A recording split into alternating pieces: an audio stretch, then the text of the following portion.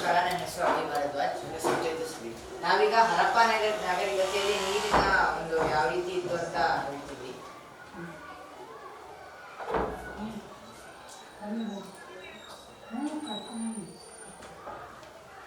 ಹರಪ್ಪ ನಾಗರಿಕತೆಯಲ್ಲಿ ಮೊದಲನೇದಾಗಿ ಅವರು ನೀರನ್ನ ಕುಡಿಯೋದಕ್ಕೆ, ಕೃಷಿಗೆ ಮತ್ತೆ ಧಾರ್ಮಿಕ ಆಚರಣೆಗಳಿಗೆ ಬಳಸ್ಕೊತಿದ್ರು.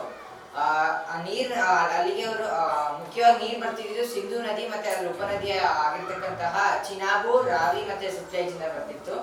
ಈಗ ಬಾವಿ ವಿಚಾರಕ್ಕೆ ಬಂದ್ರೆ ಅಲ್ಲಿ ಎರಡು ರೀತಿ ಬಾವಿಗಳು ಕಂಡು ಬಂದಿದೆ. ಒಂದು ಖಾಸಗಿ ಬಾವಿ ಮತ್ತೆ ಸಾರ್ವಜನಿಕ ಬಾವಿ ಅಂತ.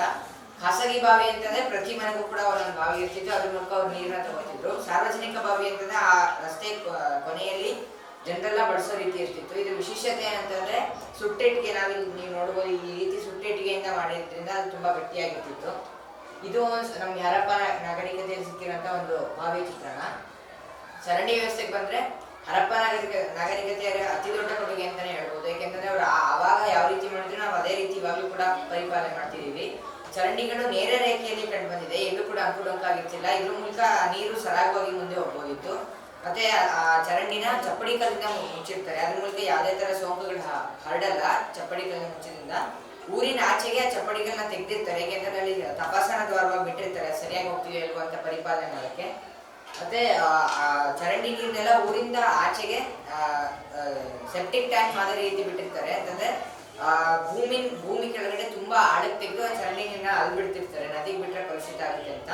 ಇದನ್ನೆಲ್ಲ ಅಲ್ಲಿ ಪರಿಶೀಲನೆ ಮಾಡಿರೋ ತಜ್ಞರು ಈ ಒಂದು ಚರಂಡಿ ವ್ಯವಸ್ಥೆನ ಅರ್ಬನ್ ಸ್ಯಾನಿಟರಿ ಸಿಸ್ಟಮ್ ಅಂತ ಕರೆದಿದ್ದಾರೆ.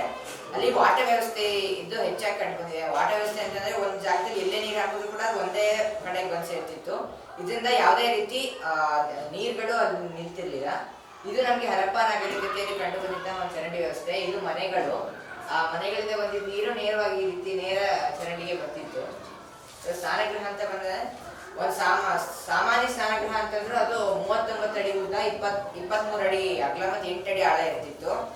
ಮತ್ತೆ ಇಲ್ಲಿ ಇಲ್ಲಿ ನೋಡ್ಬೋದು, ಒಂದ್ ಕಡೆಯಿಂದ ಬಂದಿದ್ದ ನೀರು ಇನ್ನೊಂದ್ ಕಡೆ ಹೋಗ್ತಿತ್ತು. ಇಲ್ಲಿ ಇದು ಬರಟ್ ನೀರಾಗಿತ್ತು, ಹೋಗೋಕೆ ನೀರು ಆ ಕಡೆಯಿಂದ ಇರ್ತಿತ್ತು. ಸಾಮಾನ್ಯವಾಗಿ ನೀರು ಬಾವಿಗಳಿಂದ ಬರ್ತಿತ್ತು, ಮತ್ತೆ ಕೊಳವೆಗಳ ಮೂಲಕ ಅದು ಮತ್ತೆ ಆಚೆಗೆ ಹೋಗ್ತಿತ್ತು. ಇದು ಅಲ್ಲಿ ಒಂದು ಸ್ನಾನಗೃಹ. ಧಾರ್ಮಿಕ ಅಂಶಕ್ಕೆ ಬಂದ್ರೆ ನೀರನ್ನ ಅವರು ಪವಿತ್ರತೆ ಸಂಕೇತ ಬಳಸ್ತಿದ್ರು, ಮತ್ತೆ ಸ್ವಚ್ಛತೆಗೆ ತುಂಬಾ ಪ್ರಾಮುಖ್ಯತೆ ಕೊಟ್ಟಿದ್ರು. ಪ್ರತಿ ಮನೆಗೂ ಸ್ನಾನಗೃಹ ಇರೋದು ಇದಕ್ಕೆ ಸಾಕ್ಷಿ. ಇವಾಗಿರೋ ಕಾಲಕ್ಕೆ ಮತ್ತೆ ಹರಪ್ಪ ಹೋಲಿಸಿದ್ರೆ ಚರಂಡಿ ವ್ಯವಸ್ಥೆ, ನೀರಿನ ಸಂಗ್ರಹಣೆ ಮತ್ತೆ ಎಲ್ಲ ಕಡೆ ನೀರಿನ ಹಂಚಿಕೆ ಎಲ್ಲ ಕೂಡ ನಾವು ಹರಪ್ಪದಿಂದಲೇ ತಗೊಂಡಿದ್ದೀವಿ ಅಂತ ಹೇಳ್ಬೋದು.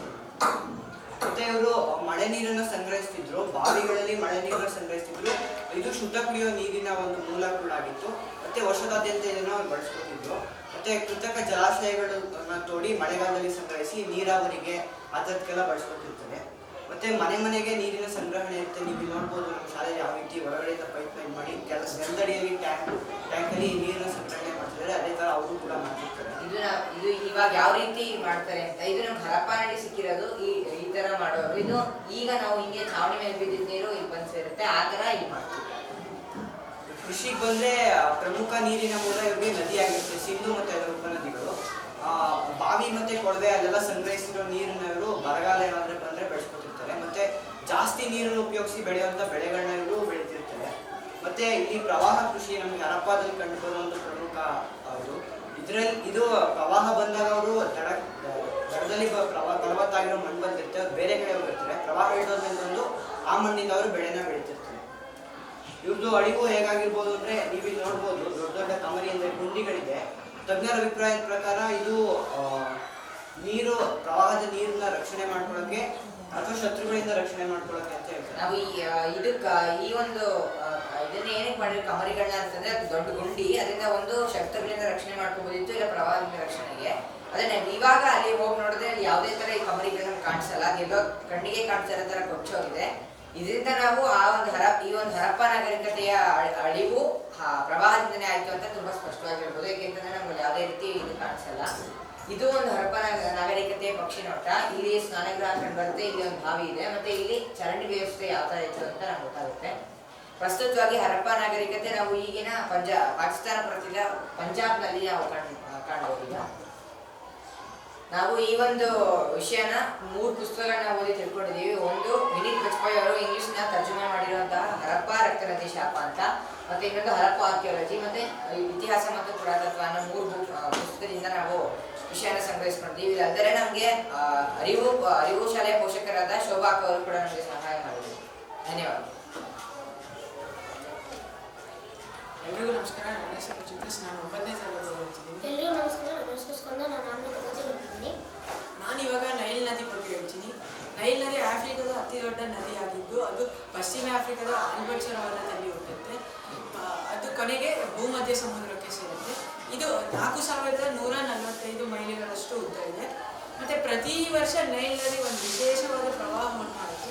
ಅದೇಗಂದರೆ ಪಶ್ಚಿಮ ಆಫ್ರಿಕಾದ ಪರ್ವತಗಳ ಮೇಲೆ ಹೆಚ್ಚು ಮಳೆ ಬಿದ್ದು ಆ ಮಳೆ ನೀರು ನೈಲ್ ನದಿಗೆ ಸೇರಿದ್ರೆ ಅದು ಪ್ರವಾಹವಾಗಿ ಉಂಟು ಮಾಡ್ತಿತ್ತು. ನೀವಿಲ್ಲಿ ನೋಡ್ಬೋದು, ನೈಲ್ ನದಿ ಪಕ್ಕದಲ್ಲಿ ಮರುಭೂಮಿ ಇತ್ತು. ಆದ್ದರಿಂದ ಪ್ರವಾಹದಿಂದ ಮರುಭೂಮಿಯಲ್ಲಿ ಫಲವತ್ತಾದ ಮಣ್ಣು ಉಂಟಾಗ್ತಿತ್ತು. ಇದನ್ನು ನೋಡಿಕೊಂಡೆ ಅಲ್ಲಿ ಜನರು ಉಳಿಯೋಕ್ಕೆ ಶುರು ಮಾಡಿದ್ರು. ಹೀಗೆ ನೈಲ್ ನದಿ ನಾಗರಿಕತೆ ಶುರು ಆಯಿತು. ಜನರು ನೈಲ್ ನದಿನ ಹೇಗೆ ಬಳಸ್ಕೊತಿದ್ರು ಅಂದರೆ ಕೃಷಿ ಕಾರ್ಯಗಳಿಗೆ, ಇವಾಗ ಹತ್ತಿ ಭತ್ತ ಎಲ್ಲ ಬೆಳೆಸೋಕ್ಕೆಲ್ಲ ಉಪಯೋಗಿಸ್ಕೊತಿದ್ರು.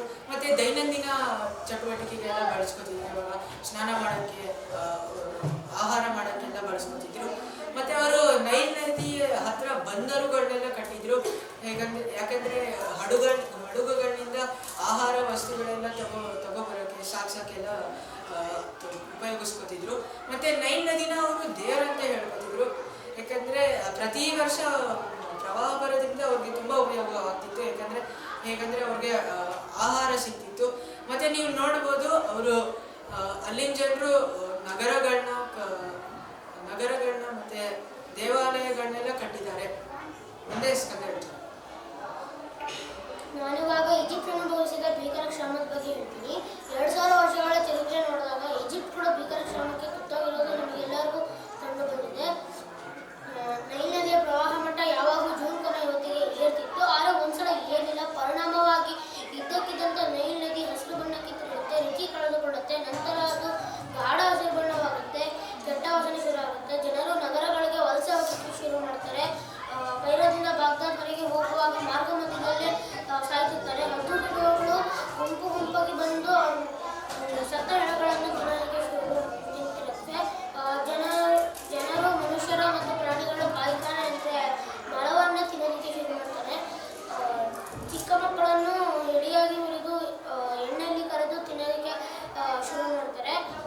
ನೈಲ್ ನದಿ ಹಸಿರು ಬಣ್ಣಕ್ಕೆ ತಿರುಗಿದ್ದರಿಂದ ಸುಸಂಸ್ಕೃತವಾಗಿದ್ದ ಈ ನಾಗರಿಕತೆಯು ರಾಕ್ಷಸೀಯವಾಗಿ ಪರಿವರ್ತನೆಗೊಳ್ಳುತ್ತೆ. ನಂತರ ಭೂಕಂಪ ಬಂದು ಈಜಿಪ್ಟ್ ನಾಗರಿಕತೆ ಹೇಳ ಹೆಸರಿಲ್ಲದೆ ನಾಶವಾಗುತ್ತೆ.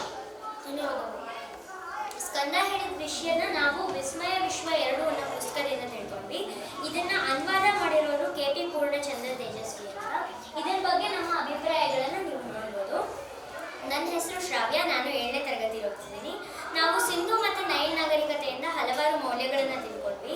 ಸಿಂಧು ನಾಗರಿಕತೆಯನ್ನು ನೀರಿನ ಜವಾಬ್ದಾರಿಯುತವಾಗಿ ಬಳಸಬೇಕು, ಸಂಗ್ರಹಣೆ ಮಾಡಬೇಕು ಮತ್ತು ಜಲಮೂಲಗಳ ಸಂರಕ್ಷಣೆಯ ಬಗ್ಗೆ ಜಾಗೃತಿ ಹೊಂದಿರಬೇಕು ಅನ್ನೋದನ್ನ ಕಲ್ತ್ಕೊಂಡ್ವಿ. ಜನರ ಸಮರ್ಥ ನೀರಾವರಿ ತಂತ್ರಗಳು ಈಗಿನ ಮತ್ತು ಮುಂದಿನ ತಲೆಮಾರಿಗೆ ಮಾದರಿಯಾಗಿದೆ. ನೈಲ್ ನಾಗರಿಕತೆಯ ಜನರು ಪ್ರವಾಹದ ನೀರನ್ನು ಹೆಂಗೆ ಬಳಸ್ಕೊಳ್ತಿದ್ರು ಮತ್ತು ನಿರ್ವಹಣೆ ಮಾಡ್ತಿದ್ರು ಅನ್ನೋದನ್ನು ನಾವು ತಿಳ್ಕೊಂಡ್ವಿ. ನೀರಿನ ಹಂಚಿಕೆ ಸಮುದಾಯ ಆಧಾರಿತವಾಗಿತ್ತು. ಎಲ್ಲವೂ ಸರ್ಕಾರದ ಜವಾಬ್ದಾರಿಯಾಗಿರುತ್ತೆ. ಜನರ ಪಾಲ್ಗೊಳ್ಳುವಿಕೆಯಿಂದ ನಿರ್ಧಾರವಾಗ್ತಿತ್ತು. ನದಿ ನೀರನ್ನು ರಾಷ್ಟ್ರ ಮತ್ತು ರಾಜ್ಯಗಳು ನ್ಯಾಯಸಮ್ಮತವಾಗಿ ಹಂಚಿಕೊಳ್ಳಬೇಕು ಅನ್ನೋದನ್ನು ನಾವು ಕಲಿಬೇಕಾಗಿದೆ. ನೀರನ್ನು ಬರೀ ಉಪಯೋಗಿಸೋ ವಸ್ತುವಾಗಿ ನೋಡದೆ ದೇವತೆಯಂತೆ ಗೌರವಿಸೋ ಸಂಸ್ಕೃತಿ ನಮ್ಮದಾಗಬೇಕಿದೆ. ನಮಸ್ತೆ, ನನ್ನ ಹೆಸರು ಸಾಯಿ ಪ್ರಜ್ಞಾ. ನಾನು 7ನೇ ತರಗತಿಯಲ್ಲಿ ಓದ್ತಿದ್ದೀನಿ. ನಾನು ಮತ್ತು Sai Pragna the people of the Indus and the birth of civilisation ಅನ್ನೋ ಪುಸ್ತಕದ ಅನುವಾದ ಮಾಡಿದ್ದೀವಿ. ಇದನ್ನು ಬರೆದಿರೋರು ಬಂದ್ಬಿಟ್ಟು ನಿಖಿಲ್ ಗುಲಾಟಿ ಅಂತ. ಇದು ಇಂಗ್ಲೀಷಲ್ಲಿದೆ. ನಾವು ಇದನ್ನು ಕನ್ನಡಕ್ಕೆ ಅನುವಾದ ಮಾಡಿದ್ದೀವಿ. ಇದು ನಮ್ಮ ಅನುವಾದ. ನಮ್ಮ ತಂಡ ಇಲ್ಲಿ ಸಿಂಧು ನಾಗರಿಕತೆಯ ಪೂರ್ಣ ಚಿತ್ರಣವಿದೆ. ನಾವು ನೀರಿಗೆ ಸಂಬಂಧಿಸಿರೋ ಭಾಗಗಳನ್ನು ಮಾತ್ರ ಅನುವಾದ ಮಾಡಿದ್ದೀವಿ. ಇದನ್ನು ನಮ್ಮ ತಂಡ ಅನುವಾದ ಮಾಡಬೇಕಂತ ತೀರ್ಮಾನ ಮಾಡಿದ್ವಿ. ಆಮೇಲೆ ನಾವು ಚಿತ್ರ ಸಮೇತ ಅನುವಾದ ಮಾಡೋಣ ಅಂತ ತೀರ್ಮಾನ ಮಾಡಿದ್ವಿ. ನೀವು ನೋಡ್ಬೋದು, ನಾವು ಪುಸ್ತಕದಲ್ಲಿ ಕೊಟ್ಟಿರುವಂಥ ಒಂದಷ್ಟು ಚಿತ್ರಗಳನ್ನು ಕೂಡ ಬಿಡಿಸಿದ್ದೀವಿ. ನಾವು ಇದರಿಂದ ಚಿತ್ರ ಬಿಡಿಸುವ ಕೌಶಲ್ಯ ಕಲ್ತ್ಕೊಂಡ್ವಿ. ಮೊದಲು ನಾವು ಯಾವ ಬಣ್ಣ ಹಾಕಬೇಕು, ಯಾವ ಶೇಡ್ ಮಾಡಬೇಕು ಅಂತ ನಮಗೆ ಸ್ವಲ್ಪ ಕಷ್ಟ ಆಗ್ತಿತ್ತು. ಆಗ ನಾವು ಕಾಜು ಅಣ್ಣನ ಸಹಾಯನ ಪಡ್ಕೊಂಡ್ವಿ.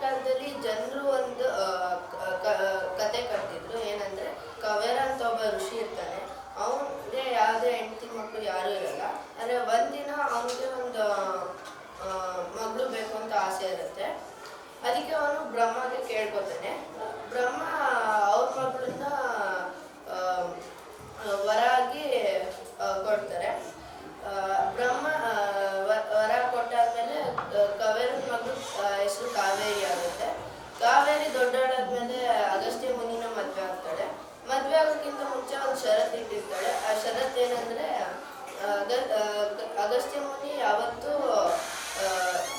ಕಾವೇರಿನ ಒಬ್ಬಳೇ ಬಿಟ್ಟು ಹೋಗ್ಬಾರ್ದು ಅಂತ. ಆದರೆ ಒಂದಿನ ಅಗಸ್ತ್ಯ ಮುನಿ ಸ್ನಾನ ಮಾಡಕ್ಕೆ ಹೋಗಿರ್ತಾನೆ. ಆವಾಗ ಕಾವೇರಿಗೆ ಗೊತ್ತಾಗುತ್ತೆ ಅಗಸ್ತ್ಯ ಮುನಿ ಕಾವೇರಿನ ಬಿಟ್ಟು ಹೋಗಿದ್ದಾಳೆ ಅಂತ. ಅದಕ್ಕೆ ಕಾವೇರಿ ನದಿಯಾಗಿ ಹರ್ಕೊಂಡು ಹೋಗ್ತಾಳೆ. ಇದೊಂದು ಕಟ್ಟಿರೋ ಕತೆ. ಈಗ ನಾನು ಗಂಗೆ ಮತ್ತು ಕಾವೇರಿದ ಸೇರಿಸೋ ಯೋಜನೆ ಬಗ್ಗೆ ಹೇಳ್ತೀನಿ. ಗಂಗೆ ಮತ್ತು ಕಾವೇರಿನ ಸೇರಿಸೋ ಯೋಜನೆ ಮಾಡಿದಾಗ ಇದರಿಂದ ಪರಿಣಾಮ ಏನಾಗುತ್ತೆ ಅಂತ ಯೋಚನೆ ಮಾಡಿದಾಗ ಎಲ್ರಿಗೂ ಗೊತ್ತಾಗುತ್ತೆ ಇದರಿಂದ ಸುಮಾರು ಮಾಲಿನ್ಯಗೊಳಾಗುತ್ತೆ. ಏನಂದರೆ ಮಣ್ಣಿನ ಮಾಲಿನ್ಯ, ನೀರಿನ ಮಾಲಿನ್ಯ, ಈ ಥರ ಸುಮಾರು ಮಾಲಿನ್ಯಗೊಳಾಗುತ್ತೆ. ಮತ್ತು ನೈಸರ್ಗಿಕ ವಿಕೋಪ, ಈ ಥರ ಸುಮಾರು ತೊಂದರೆಗಳಾಗುತ್ತೆ ಅಂತ ಯೋಚನೆ ಬೇಡ ಅಂತಾರೆ. ಈಗ ನಾನು ಒಪ್ಪಂದಗಳ ಬಗ್ಗೆ ಹೇಳ್ತೀನಿ. ತಮಿಳುನಾಡು ಮತ್ತು ಕರ್ನಾಟಕದ ಕಾವೇರಿ ನದಿಗೆ ಒಪ್ಪಂದ. 2 ಒಪ್ಪಂದ ನಡೆಯುತ್ತೆ. ಒಂದು 1892ರಲ್ಲಿ, ಇನ್ನೊಂದು 1924ರಲ್ಲಿ. ಮೊದಲನೇ ಒಪ್ಪಂದದಲ್ಲಿ ಏನು ನಡೆಯುತ್ತೆ ಅಂದರೆ ಕರ್ನಾಟಕ ತಮಿಳುನಾಡು ಅವ್ರಿಗೆ ಯಾವುದೇ ನೀರಾವರಿ ಕೆಲಸ ಮಾಡಬೇಕಂದ್ರೆ ಪರ್ಮಿಷನ್ ಕೇಳಬೇಕಿತ್ತು. ಯಾಕಂದರೆ ತಮಿಳುನಾಡು ಅವ್ರಿಗೆ ಅಕಸ್ಮಾತ್ ಕರ್ನಾಟಕ ಏನಾದರೂ ನೀರಾವರಿ ಕೆಲಸ ಮಾಡಿದ್ರೆ ತಮಿಳುನಾಡು ಅವ್ರಿಗೆ ಹೆಚ್ಚು ನೀರು ಹೋಗಲ್ಲ ಅಂತ. ಅದಕ್ಕೆ 1924ರಲ್ಲಿ ಬ್ರಿಟಿಷ್ ಸರ್ಕಾರಕ್ಕೆ ಇದು ತಪ್ಪಂತ ಗೊತ್ತಾಗುತ್ತೆ, ಕರ್ನಾಟಕ ಮೋಸ ಅಂತ ಗೊತ್ತಾಗುತ್ತೆ. ಅದಕ್ಕೆ ಈ ಒಪ್ಪಂದ ಬೇಡ ಅಂತಾರೆ. ಈಗ ನಾನು ಕಳ್ಳನ ಅಣೆಕಟ್ಟು ಬಗ್ಗೆ ಹೇಳ್ತೀನಿ. ಕಳ್ಳನ ಅಣೆಕಟ್ಟು ಅದನ್ನ ಕರಿಕಾಳ ಚೋಳ ಕಟ್ಟಿಸಿದ್ದು 2ನೇ ಶತಮಾನದಲ್ಲಿ. ಇದನ್ನ ನಾವು ಗ್ರ್ಯಾಂಡ್ ಅಣೆಕಟ್ಟು ಅಂತಾನೂ ಕರಿತೀವಿ. ಇದು ಭಾರತದ ಮತ್ತೆ ಕಾವೇರಿ ನದಿ ಮೊದಲನೇ ಅಣೆಕಟ್ಟು. ಧನ್ಯವಾದ. ಇವಾಗ ನಾನು ಕಾವೇರಿ ನದಿ ಬಗ್ಗೆ ಪೂರ್ತಿ ಹೇಳ್ತೀನಿ. ಕಾವೇರಿ ನದಿ ಹುಟ್ಟೋದು ಇಲ್ಲಿ ತಲಕಾವೇರಿ ಅನ್ನೋ ಜಾಗದಲ್ಲಿ. ಅದು ಕೊಡಗು ನದಿ ಇದೆ. ತಲಕಾವೇರಿ 3 ಅಡಿ ಉದ್ದ 2 ಅಡಿ ಅಗಲ ಇದೆ. ಮತ್ತು ಅದು ಉಗಮ ಆಗೋ ಕಿಂಡಿಗೆ ಬ್ರಹ್ಮಕೊಂಡಿಗೆ ಅಂತ ಕರೀತಾರೆ. ಅಲ್ಲಿಂದ ನೀರು ಉತ್ಪತ್ತಿಯಾಗಿ ಅಂದರೆ ಉಗಮ ಆಗಿ ಕಾವೇರಿ ನದಿ ಹರಿಯುತ್ತೆ. ಕಾವೇರಿ ನದಿ ಒಟ್ಟು 802 ಕಿಲೋಮೀಟರ್ ಹರಿಯುತ್ತೆ. ಅದರಲ್ಲಿ 381 ಕಿಲೋಮೀಟರ್ ಕರ್ನಾಟಕದಲ್ಲಿ ಮತ್ತು 354 ಕಿಲೋಮೀಟರ್ ತಮಿಳುನಾಡಲ್ಲಿ. ಮಿಕ್ಕಿದ್ದೆಲ್ಲ 2 ಮಧ್ಯೆ ಬಾರ್ಡ್ರಲ್ಲಿ. ಆಮೇಲೆ ಏಕೀಕರಣದ ಮುಂಚೆ ಕರ್ನಾಟಕದಲ್ಲಿ ಕಾವೇರಿ 28,000 ಚದರ ಕಿಲೋಮೀಟರ್ ಹರಿತಾ ಇತ್ತು. ಏಕೀಕರಣ ಅಂದರೆ 34,000 ಚದರ ಕಿಲೋಮೀಟರ್ ಇತ್ತು. ಯಾಕಂದರೆ ಅವಾಗ ಕೊಡಗುನು ಸೇರ್ಕೊಳ್ತು. ಆಮೇಲೆ ಕಾವೇರಿ ನೀರಿನ ಸಂಗ್ರಹಣೆ ಕರ್ನಾಟಕದಲ್ಲಿ 53%, ತಮಿಳುನಾಡಲ್ಲಿ 31% ಮತ್ತು ಕೇರಳದಲ್ಲಿ 14% ಮಾಡ್ತಾ ಇದ್ದಾರೆ. ಮಿಕ್ಕಿದ್ದನ್ನು ಹಾಗೆ ಬಿಡ್ತಾ ಇದ್ದಾರೆ. ಆಮೇಲೆ ಕರ್ನಾಟಕದಲ್ಲಿ ಕಾವೇರಿ ಎಲ್ಲೆಲ್ಲಿ ಹರಿಯುತ್ತೆ ಅಂದರೆ ಕೊಡಗು, ಮೈಸೂರು, ಹಾಸನ, ಮಂಡ್ಯ, ತುಮಕೂರು, ಬೆಂಗಳೂರು, ಚಿಕ್ಕಮಗಳೂರು ಮತ್ತು ಕೋಲಾರದಲ್ಲಿ. ಆಮೇಲೆ ಕರ್ನಾಟಕದಲ್ಲಿ ಕಾವೇರಿಗೆ 22 ಅಣೆಕಟ್ಟುಗಳಿವೆ ಮತ್ತು ತಮಿಳುನಾಡಲ್ಲಿ 25 ಅಣೆಕಟ್ಟುಗಳಿವೆ. ಆಮೇಲೆ ಕಾವೇರಿ ಹರಿದ್ಬಿಟ್ಟು 3 ದ್ವೀಪ ಮಾಡುತ್ತೆ. ಅದು ಎಲ್ಲೆಲ್ಲಿ ಅಂದರೆ ಶ್ರೀರಂಗಪಟ್ಟಣದಲ್ಲೊಂದು, ಶಿವನ ಸಮುದ್ರದಲ್ಲೊಂದು ಮತ್ತು ಶ್ರೀರಂಗ ಅಂದರೆ ತಮಿಳುನಾಡಲ್ಲೊಂದು. ಆಮೇಲೆ ಕೊನೆಗೆ ಕಾವೇರಿ ಇಲ್ಲಿ ಹರಿದು ಪೂಂಪಟ್ಟಣಂ ಅನ್ನೋ ಒಂದು ಜಾಗ ಇದೆ. ಅಲ್ಲಿಂದ ಬಂಗಾಳಕೊಲ್ಲಿಗೆ ಸೇರ್ತಾರೆ. ಇವಾಗ ನಾನು KRS ಡ್ಯಾಮ್ ಬಗ್ಗೆ ಹೇಳ್ತೇನೆ. ಕೃಷ್ಣರಾಜ ಸಾಗರ ಡ್ಯಾಮ್ ಅಂತ ಕರೀತಾರೆ ಇದನ್ನು. ಇದು ಶುರು ಮಾಡಿದ್ದು 1913ರಲ್ಲಿ, ಮುಗಿದಿದ್ದು 1932ರಲ್ಲಿ. ಇದನ್ನು ಕಟ್ಟಕ್ಕೆ 21 ವರ್ಷ ಬೇಕಾಯಿತು. ಆಮೇಲೆ 10,000 ಕಾರ್ಮಿಕರು ಕೆಲಸ ಮಾಡಿದ್ರು. ಮತ್ತು 3,23,00,000 ಆಯಿತು ಇದನ್ನು ಕಟ್ಟಕ್ಕೆ. ಇದನ್ನು ಮುಂಚೆ ಕನ್ನಂಬಾಡಿ ಕಟ್ಟೆ ಅಂತ ಕರೀತಾ ಇದ್ರು. ಯಾಕಂದರೆ KRS ಡ್ಯಾಮ್ ಪಕ್ಕ ಇದ್ದಿದ್ದು ಕನ್ನಂಬಾಡಿ ಅಂತ. ಆದರೆ ಅದನ್ನು 1917ರಲ್ಲಿ ಮಾಡಿದ್ರು. ಆಮೇಲೆ KRSನಿಂದಾಗಿ ಕನ್ನಂಬಾಡಿ ಅನ್ನೋ ಊರು ಮುಳುಗೋಯ್ತು. ಅದಕ್ಕೆ ಅಲ್ಲಿದ್ದ ಜನ ಮತ್ತು ದೇವಸ್ಥಾನದಿಂದ ಬೇರೆ ಕಡೆ ಕರ್ಕೊಂಡೋಗಿ ಮತ್ತೆ ಕನ್ನಂಬಾಡಿ ಅಂತ ಊರನ್ನು ಕಟ್ಟಿದ್ರು.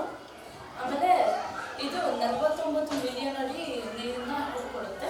ಮತ್ತು ಇದರಿಂದ 8,600 ಅಡಿ ಇದೆ.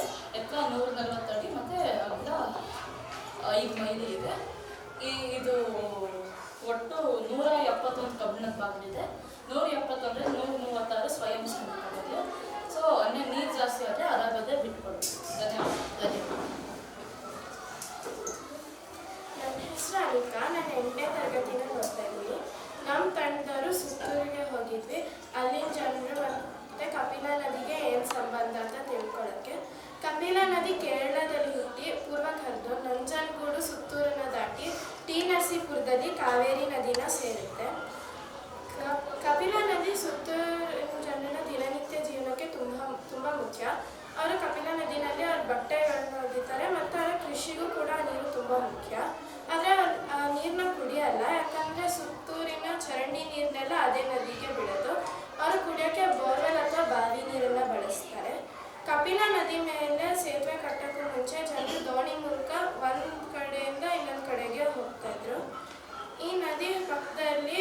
ಶಿವರಾತ್ರೀಶ್ವರ ಗದ್ದಿಗೆ ಇದೆ. ಅಲ್ಲಿ ಹತ್ತಿರ JSS ಅದು ಹಾಸ್ಟೆಲ್ಗಳಿವೆ. ಅಲ್ಲಿ ಮಕ್ಳಿಗಂತ 24 ನೀರಿನ ಟ್ಯಾಂಕ್ಗಳಿವೆ. ಆ ನೀರಿನ ಟ್ಯಾಂಕ್ಗಳನ್ನ ಅವರು ವರ್ಷಕ್ಕೆ 2 ಸತಿ ಸ್ವಚ್ಛಗೊಳಿಸ್ತಾರೆ. ಕಪಿಲ ನದಿ ಅವರ ದಿನನಿತ್ಯ ಜೀವನಕ್ಕಷ್ಟೇ ಅಲ್ಲ, ಅವರ ಸಂಸ್ಕೃತಿಗೂ ಕೂಡ ತುಂಬ ಮುಖ್ಯ. ಅವರು ತೆಪ್ಪೋತ್ಸವ ಅನ್ನೋ ಒಂದು ಹಬ್ಬನ ಮಾಡ್ತಾರೆ. ಮತ್ತು ಅದು ಗಣಪತಿ ಹಬ್ಬ ಆದಮೇಲೆ ಗಣಪತಿಗಳನ್ನೆಲ್ಲ ತಂದು ಅದೇ ನದಿಗೆ ಬಿಡ್ತಾರೆ. ಮತ್ತು ನಾವು ಕಾವೇರಿ ಆರತಿ, ಗಂಗೆ ಆರತಿ ಮಾಡೋ ಥರ ಅವರು ಕಪಿಲ ಆರತಿನೂ ಮಾಡ್ತಾರೆ. ಇಲ್ಲಿಗೆ ಹೊಂದ ನಮ್ಗೆ ಗೊತ್ತಾಯಿತು ಕಪಿಲ ನದಿ ಸುತ್ತೂರಿನ ಜನರಿಗೆ ಎಷ್ಟು ಮುಖ್ಯ ಅಂತ. ಧನ್ಯವಾದಗಳು.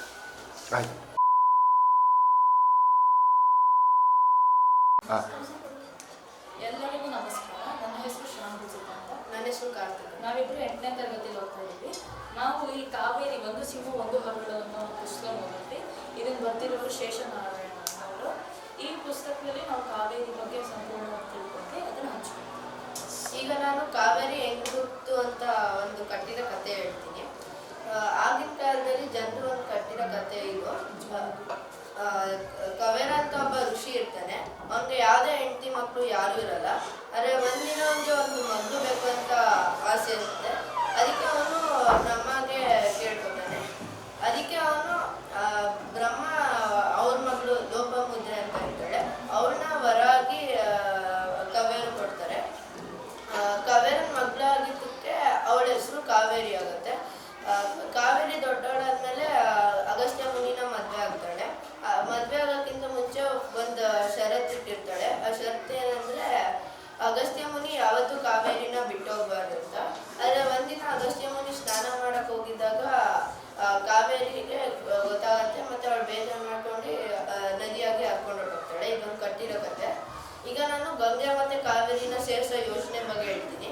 ಗಂಗೆ ಮತ್ತೆ ಕಾವೇರಿನ ಸೇರಿಸೋ ಯೋಜನೆಯಿಂದ ಪರಿಣಾಮ ಏನಾಗತ್ತೆ ಅಂತ ಗೊತ್ತಾದಾಗ ಏನಾಗತ್ತೆ ಅಂದ್ರೆ ಸುಮಾರು ಮಣ್ಣಿನ ಮಾಲಿನ್ಯ, ನೀರಿನ ಮಾಲಿನ್ಯ, ಈ ಥರ ಸುಮಾರು ತೊಂದರೆಗಳಾಗತ್ತೆ. ಮತ್ತೆ ನೈಸರ್ಗಿಕ ವಿಕೋಪ, ಈ ಥರ ಸುಮಾರು ತೊಂದರೆಗಳಾಗತ್ತೆ ಅಂತ ಈ ಯೋಜನೆ ಬೇಡ ಅಂತಾರೆ. ಈಗ ನಾನು ಒಪ್ಪಂದಗಳ ಬಗ್ಗೆ ಹೇಳ್ತೀನಿ. ಕರ್ನಾಟಕ ಮತ್ತು ತಮಿಳುನಾಡುದು ಕಾವೇರಿ ನದಿಗೆ 2 ಒಪ್ಪಂದ ನಡೆಯುತ್ತೆ. ಒಂದು 1892ರಲ್ಲಿ, ಇನ್ನೊಂದು 1924ರಲ್ಲಿ. ಮೊದಲನೇ ಒಪ್ಪಂದದಲ್ಲಿ ಏನು ನಡೆಯುತ್ತೆ ಅಂದರೆ ಕರ್ನಾಟಕ ಅವರು ತಮಿಳುನಾಡಿಗೆ ಯಾವುದೇ ನೀರಾವರಿ ಕೆಲಸ ಮಾಡಬೇಕಂದ್ರೂ ಪರ್ಮಿಷನ್ ಕೇಳಬೇಕಿತ್ತು. ಯಾಕಂದರೆ ಅಕಸ್ಮಾತ್ ಕರ್ನಾಟಕ ಏನಾದ್ರು ನೀರಾವರಿ ಕೆಲಸ ಮಾಡಿಸಿದ್ರೆ ಆವಾಗ ತಮಿಳುನಾಡಿಗೆ ಹೆಚ್ಚು ನೀರು ಸಿಗಲ್ಲ ಅಂತ. ಮತ್ತು ಇನ್ನೊಂದು 1924ರಲ್ಲಿ ಒಪ್ಪಂದ ನಡೆಯುತ್ತೆ. ಆ ಒಪ್ಪಂದದಲ್ಲಿ ಏನು ನಡೆಯುತ್ತೆ ಅಂದರೆ ಬ್ರಿಟಿಷ್ ಅವ್ರಿಗೆ ಈ ಒಪ್ಪಂದ ಮೋಸ ಅಂತ ಗೊತ್ತಾಗುತ್ತೆ ಕರ್ನಾಟಕಗೆ. ಅದಕ್ಕೆ ಈ ಒಪ್ಪಂದ ಬೇಡ ಅಂತ ಕರ್ನಾಟಕ ಯಾವುದೇ ನೀರಾವರಿ ಕೆಲಸ ಮಾಡ್ಬೋದು ಅಂತ ಪರ್ಮಿಷನ್ ಕೊಡ್ತಾರೆ. ಈಗ ನಾನು ಕಳ್ಳನೆ ಅಣೆಕಟ್ಟು ಬಗ್ಗೆ ಹೇಳ್ತೀನಿ. ಕಳ್ಳನೆ ಅಣೆಕಟ್ಟು ಕರಿಕಾಳ ಚೋಳ ಕಟ್ಟಿಸಿದ್ದು 2ನೇ ಶತಮಾನದಲ್ಲಿ. ಇದನ್ನ ನಾವು ಗ್ರ್ಯಾಂಡ್ ಅಣೆಕಟ್ಟು ಅಂತಾನೂ ಕರೀತಾರೆ. ಆಮೇಲೆ ಇದು ಭಾರತದ ಮತ್ತೆ ಕಾವೇರಿ ನದಿ ಮೊದಲನೇ ಅಣೆಕಟ್ಟು. ಧನ್ಯವಾದ. ಇವಾಗ ನಾನು ಕಾವೇರಿ ನದಿ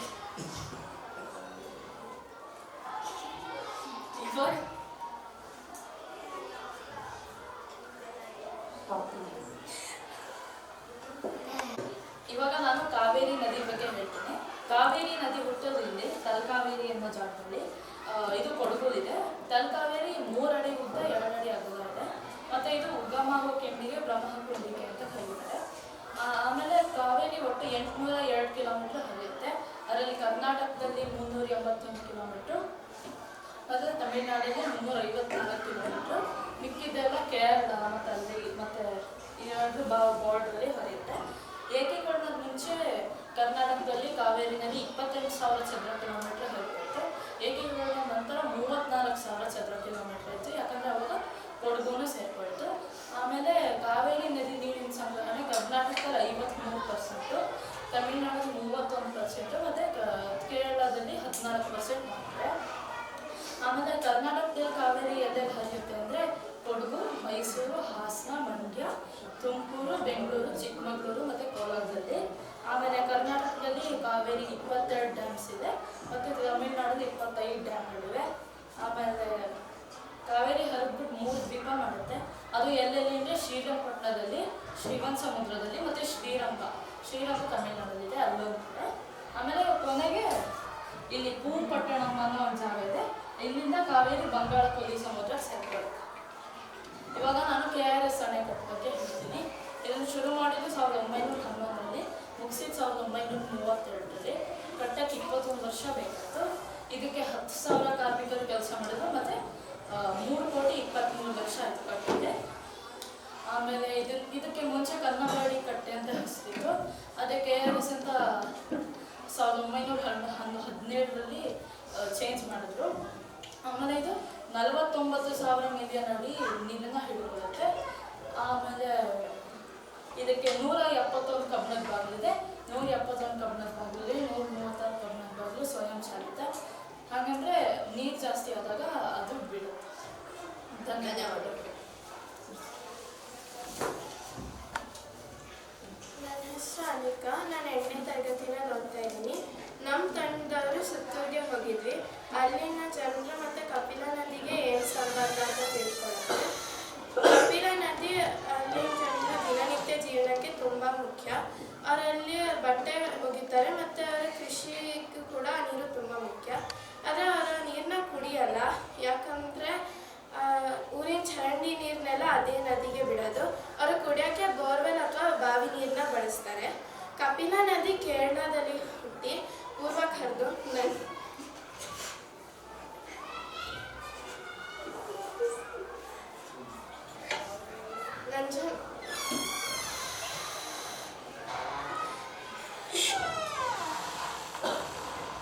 ನಂಜನಗೂಡು ಸುತ್ತೂರನ್ನ ದಾಟಿ ಟಿ.ನರಸೀಪುರದಲ್ಲಿ ಕಾವೇರಿ ನದಿನ ಸೇರುತ್ತೆ. ಈ ಅಲ್ಲಿ ಕಪಿಲಾ ನದಿ ಮೇಲ್ಗಡೆ ದಾಟಕ್ಕೆ ಸೇತುವೆ ಕಟ್ಟೋಕ್ಕೂ ಮುಂಚೆ ಅಲ್ಲಿನ ಜನರು ದೋಣಿಗಳ ಮೂಲಕ ಒಂದು ದಡದಿಂದ ಇನ್ನೊಂದು ದಡಕ್ಕೆ ಹೋಗ್ತಾ ಇದ್ರು.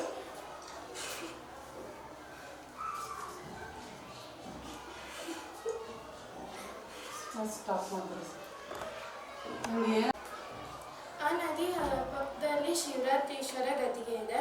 ಆ ಗದಿಗೆ ಹತ್ರ JSS ಅವ್ರದ್ದು ಹಾಸ್ಟೆಲ್ಗಳಿದೆ. ಆ ಹಾಸ್ಟೆಲ್ ಮಕ್ಕಳಿಗಂತ 24 ನೀರಿನ ಟ್ಯಾಂಕ್ಗಳಿದೆ. ಅದನ್ನು ಅವರು ವರ್ಷಕ್ಕೆ 2 ಸರ್ತಿ ಸ್ವಚ್ಛಗೊಳಿಸ್ತಾರೆ.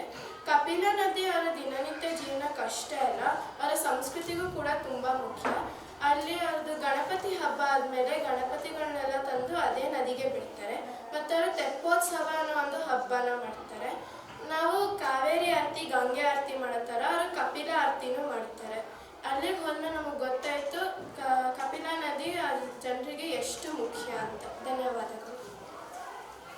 ಎಲ್ಲರಿಗೂ ನಮಸ್ಕಾರ. ನನ್ನ ಹೆಸರು ಶಂಕರ. ನಾನು 5ನೇ ತರಗತಿಯಲ್ಲಿ ಓದುತ್ತಿದ್ದೇನೆ. ಇವತ್ತು ನಾನು ಒಂದು ಮಹಾಭಾರತದ ಉಪಕಥೆಯಾದ ಯಕ್ಷ ಪ್ರಶ್ನೆ ನಿಮ್ಮನ್ನು ಹೇಳ್ತೀನಿ. ನಾವು ಈ ಗಣಿತದಲ್ಲಿ ಎಷ್ಟೊಂದು ಕಥೆಗಳನ್ನು, ಪುರಾಣ ಕಥೆಗಳನ್ನು ಓದ್ತೀವಿ. ಇದರಲ್ಲಿ ನೀರಿನ ಸಂಬಂಧಿಸಿದೆಲ್ಲ ಉಂಟಿಲ್ಲ. ಇದು ನಾನು ಯಕ್ಷ ಪ್ರಶ್ನೆ ನಿಮಗೆ ಹೇಳ್ತೀನಿ. ಪಾಂಡವರು ವನವಾಸದ ಕಾಲ ಮುಗಿದಿತ್ತು. ಅವ್ರಿಗೆ 1 ವರ್ಷ ಅಜ್ಞಾತವಾಸ ಮುಗಿಸಿದ್ರೆ ಅವರು ಮತ್ತೆ ಅವ್ರ ರಾಜನ ಹಿಂಪಡಿಬೋದಾಗಿತ್ತು. ಹೀಗಿರುವಾಗ ಒಂದಿನ ಒಬ್ಬ ಬ್ರಾಹ್ಮಣ ಬಂದ್ಬಿಟ್ಟು ಅಲ್ಲೇ ಅವನ ಕುಟೀರದಲ್ಲಿ ಅಗ್ನಿ ಕಾರ್ಯ ಮಾಡ್ತಿದ್ದ.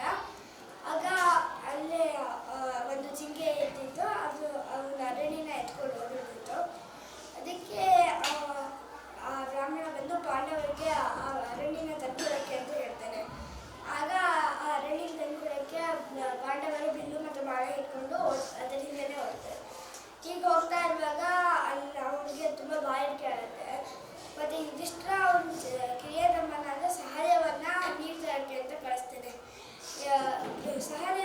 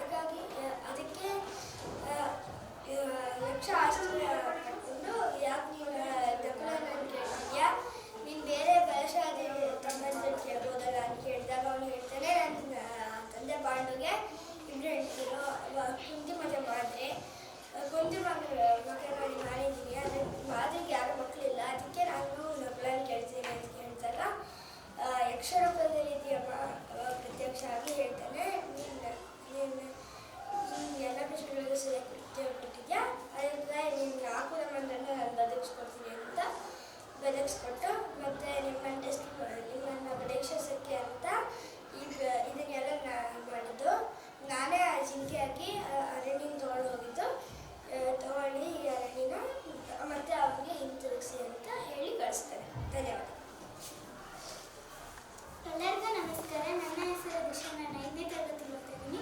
ನಾನಿವತ್ತು ನೀರಿಗೆ ಸಂಬಂಧಿಸಿದ 3 ಒಗಟುಗಳು ಹೇಳ್ತೀನಿ. ನೀರಾಗಿ ಮುಳುಗಿದ ಕಲ್ಲೂರ ಕಾಳೆರೋಲ, ಮೆದುವಾಗಿ ಗುಂಡಾಗಿ ಮೇಲ್ಗೆ ಬಂದ ನಾನ್ಯಾರು? ಆಯ್ಕೆಗಳು: ನೀರು, ನದಿ, ನೆನೆಸಿದ ಕಾಳುಗಳು.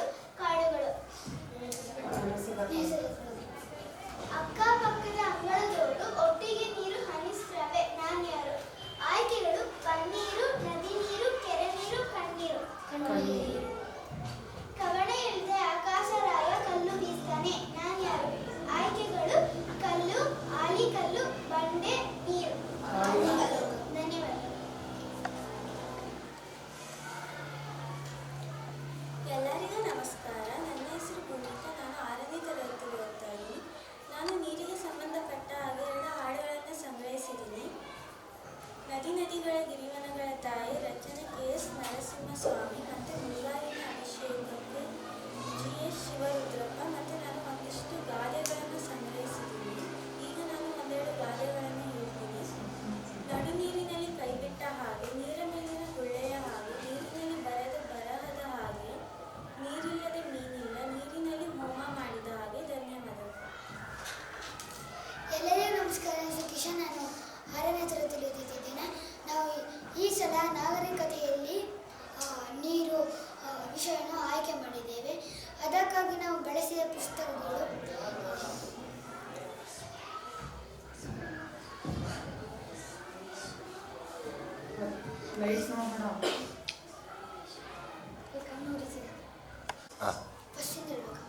ಇಲ್ಲ, ಶುರು ಮಾಡಿ ಮಾಮೂಲಿ. ನಾವು ವಿಸ್ಮಯ ವಿಶ್ವ 2 KP ಪೂರ್ಣಚಂದ್ರ ತೇಜಸ್ವಿ, ಭಾರತದ ಇತಿಹಾಸ, ಕನ್ನಡದ ವಿಶ್ವಕೋಶ, ಗೆಜ್ಜೆನಾದ, ಕಾವೇರಿ ಒಂದು ಚಿಮ್ಮು ಒಂದು ಹೊರಡು, ಇಷ್ಟು ಪುಸ್ತಕವನ್ನು ನಾವು ಆಯ್ಕೆ ಮಾಡಿ ತೆಗೆದುಕೊಂಡು ಬಂದಿದ್ದೇವೆ.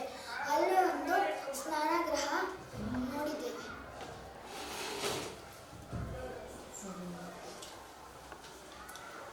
ಎಲ್ಲರಿಗೂ ನಮಸ್ಕಾರ. ನನ್ನ ಹೆಸರು ಅಪ್ರಮೇಯ ಅರ್ಬಿ. ನಾನು 9ನೇ ತರಗತಿಗೆ ಓದ್ತಿದ್ದೀನಿ. ಇವತ್ತು ನಾನು ಸಿಂಧೂ ನಾಗರಿಕತೆಯ ಪ್ರಮುಖ ನಗರಗಳಲ್ಲೊಂದಾದ ಮೊಹೆಂಜೊದಾರೋ ನಗರದ ಬಗ್ಗೆ ಹೇಳ್ತೀನಿ. ಮೊದಲು ಸಿಂಧೂ ನದಿ ಬಗ್ಗೆ ತಿಳ್ಕೊಳ್ಳೋಣ. ಸಿಂಧೂ ನದಿ ಬಂದು ಹಿಮಾಲಯದಲ್ಲಿ ಹುಟ್ಟಿ ಅಲ್ಲಿಂದ ಲಡಾಖ್, ಕಾಶ್ಮೀರ, ಆಮೇಲೆ ಪಾಕಿಸ್ತಾನದ ಪಂಜಾಬ್ ಮತ್ತು ಸಿಂಧು ಪ್ರಾಂತ್ಯಗಳ ಮೂಲಕ ಹರಿದು ಅರಬ್ಬಿ ಸಮುದ್ರವನ್ನು ಸೇರುತ್ತೆ. ಮೊಹೆಂಜೊದಾರೋ ಬಂದು ಸಿಂಧೂ ನದಿ ಮತ್ತು ರಾವಿ ನದಿ ಸಂಗಮವಾದ ಸ್ಥಳ ಅಂದರೆ ಇಲ್ಲಿದೆ. ಈ ಸಂಗಮ ಸ್ಥಳಗಳಲ್ಲಿ ಪ್ರವಾಹಗಳು ತುಂಬ ಸಾಮಾನ್ಯವಾದ್ದರಿಂದ ನಗರದ ಸುತ್ತ ಆಳವಾದ ಕಮರಿಗಳನ್ನು ತೋಡಿದ್ದಾರೆ. ಆದ್ದರಿಂದ ಪ್ರವಾಹ ಬಂದು ನೀರು ಕಮರಿಗಳ ಒಳಗಡೆ ತುಂಬಿಕೊಂಡು ನಗರದ ಒಳಗಡೆ ಬರ್ತಿರಲಿಲ್ಲ. ಆಮೇಲೆ ಮೊಹೆಂಜೊದಾರೋ ನಗರದ ವಿನ್ಯಾಸದ ಬಗ್ಗೆ ಹೇಳ್ತೀನಿ. ಮೊಹೆಂಜೊದಾರೋ ನಗರ ಹೇಗೆ ಕಟ್ಟಿದ್ದಾರೆ ಅಂದರೆ 12 ಮನೆ ಅಥವಾ ಕಟ್ಟಡಗಳ ನಡುವೆ 7.5 ಮೀಟರ್ ಅಗಲ ಇರೋ ನೇರ ರಸ್ತೆಗಳಿರ್ತಿದ್ವು. ಈ ರಸ್ತೆಗಳೆಲ್ಲ ಮುಖ್ಯ ರಸ್ತೆಗೆ ಸೇರ್ತಿದ್ವು. ನಗರದ ಮಧ್ಯ ಸಾರ್ವಜನಿಕ ಸ್ನಾನಗೃಹ ಇರ್ತಿತ್ತು. ಇಲ್ಲಿ ಈ ಥರ ಇದು ಸಾರ್ವಜನಿಕ ಸ್ನಾನಗೃಹದ್ದು ಒಂದು ಶಿವಕ. ಇದು ಒಂದು 33 ಮೀಟ್ರು ಅಗಲ, 55 ಮೀಟರ್ ಉದ್ದ ಹಾಗೂ 55 ಮೀಟರ್ ಉದ್ದ ಇರ್ತಿತ್ತು. ಇದರ ನಡುವೆ ಒಂದು ಈಜ್ಕೊಳ ಇದೆ. ಅದು 12 ಮೀಟರ್ ಉದ್ದ, 7 ಮೀಟರ್ ಅಗಲ, 2.5 ಮೀಟರ್ ಆಳ ಇದೆ. ಈಗ ಆಮೇಲೆ ಇಲ್ಲಿ ನೀರಿನ ಬಳಕೆಗಾಗಿ ಬಾವಿಗಳನ್ನು ಉಪಯೋಗಿಸ್ತೀವಿ. ಇದೊಂದು ಬಾವಿ. ಈಗ ನಾನು ಇನ್ನೆರಡು ನಗರವಾದ ಲೋಥಾಲ್ ಮತ್ತು ಡೋಲಾವಿನ ಬಗ್ಗೆ ಹೇಳ್ತೀನಿ.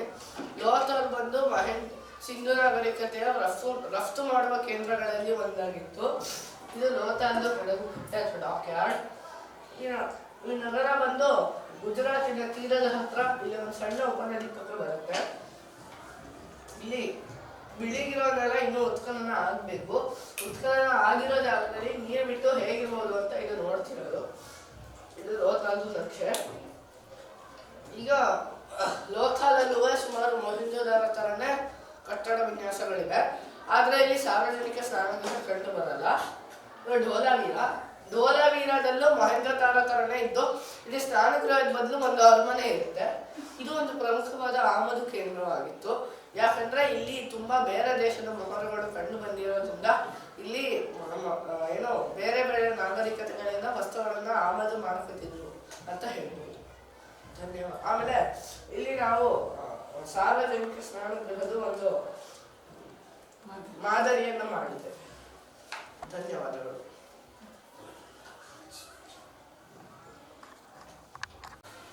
ನನ್ನ ಹೆಸರು ಅಪ್ರಮೇಯ. ನಾವು 9ನೇ ತರಗತಿಯಲ್ಲಿ ಓದ್ತಿದ್ದೀವಿ.